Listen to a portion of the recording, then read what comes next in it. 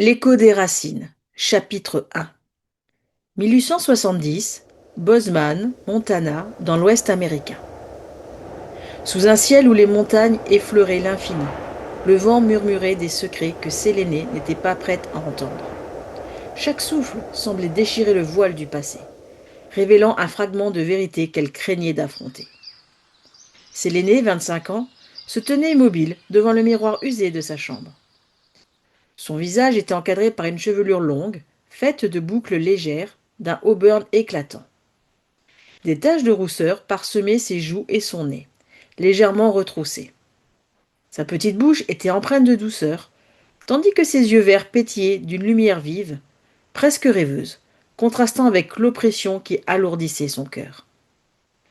Bien que sa taille fût modeste, elle portait une énergie puissante, fruit de ses longues heures passées à l'extérieur.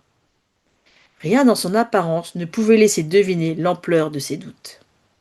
Aujourd'hui, elle allait devenir l'épouse d'Elijah Farier, le maréchal ferrant respecté de Bozeman.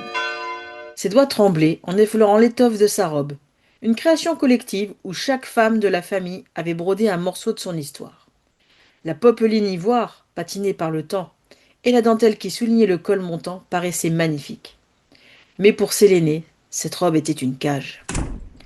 Conformément à la tradition, chaque femme y avait ajouté un élément personnel, faisant ainsi de cette robe un symbole poignant des valeurs familiales et du rôle de la femme en tant qu'épouse.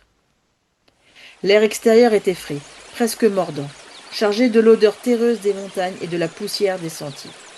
À l'intérieur, l'espace était chargé de silence, interrompu seulement par le va-et-vient de l'agitation des préparatifs de la célébration à venir. La pièce était simple, à l'image de sa robe. Les murs en bois étaient tapissés de souvenirs, des portraits familiaux encadrés de chênes, des étagères remplies de livres anciens et de bocaux de conserve. Elle s'approcha du miroir de bois vieilli et scruta son reflet légèrement troublé par la poussière accumulée. Les manches longues serrées autour de ses poignets et le corsage à col montant brodé de dentelle avaient l'air trop rigide, trop serré. La jupe ample glissait sur le sol en un bruissement délicat, tandis qu'une fine et gracieuse traîne s'étendait derrière elle. Un voile en tulle, fixé à son chignon bas, lui chatouillait la nuque, ajoutant à son inconfort.